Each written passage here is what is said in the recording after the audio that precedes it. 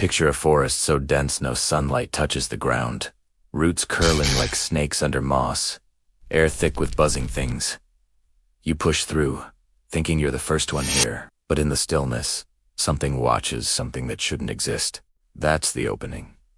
What if evolution didn't follow just one road to us, but split, twisted, and carried on in secret? We like to tell ourselves the story is neat. Fish crawled to shore, reptiles ruled, mammals scampered, apes stood tall. Enter to here we are. But neat is a lie. Fossils come up missing. Skulls appear where they shouldn't. Whole chapters are gone, like pages torn out of a book. And here is the unsettling thought. What if those missing pages aren't missing at all? What if they're still walking around? Think about Denisovans, a cousin we didn't even know about until 2010. Discovered from a pinky bone in a Siberian cave. Not myth, not rumor, an entire branch of humanity we never guessed, living alongside us for tens of thousands of years. If one cousin could hide that long, why not more? Evolution could have thrown dice in the dark and rolled things we'd been ever shun. Legends all over the world whisper of them. Bigfoot in America, Yeti in the Himalayas, Orang-Pendek in Sumatra. We laugh it off, but what if those aren't campfire tales? What if they're living fossils? Survivors of paths evolution, abandoned or thought it abandoned. A tribe that branched off at the same fork we did but took a different trail, and instead of vanishing, just slipped behind the curtain of wilderness. And it's not just hominids. Some scientists say octopuses are so alien, so smart, so adaptable that they feel like an evolutionary prank. What if deep in the ocean there's a version of them that kept going, building, thinking, weaving, not coral, but machines of flesh and light?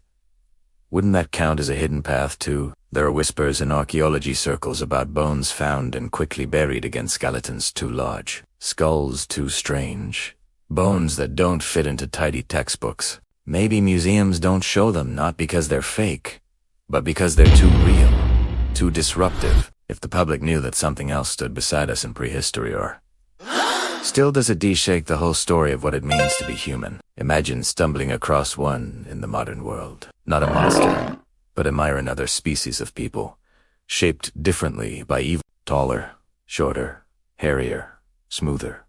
Maybe with senses we don't have, hearing into frequencies we can't, seeing colors we've never dreamed, remembering the earth not in books but in their bones.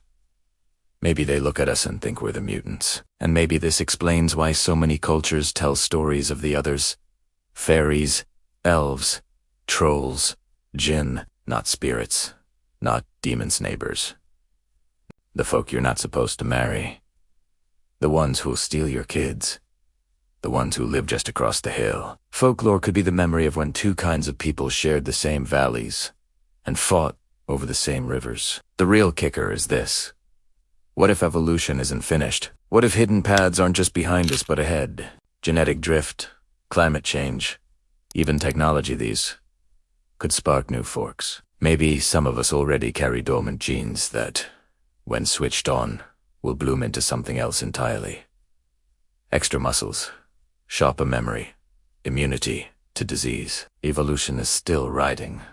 We're just impatient readers. I think about hikers who vanish without a trace, missing 411 style, about shadows moving in forests, about fishermen who swear something with eyes, two humans surfaced beside their boat. If even one of those stories is true, then we're not alone, not in the way we thought. And here's the uneasy part. If they re-steal our watching from their hidden path, they've seen us light fires, plant crops, invent wheels, forge steel, split atoms. They've seen us grow, arrogant. Maybe they keep their distance not because they fear us, but because they're waiting. Maybe the hidden path is about to cross ours again. If that happens, the family reunion won't be polite. It'll be a reckoning. We'll discover we weren't the only story evolution told, we were just the loudest.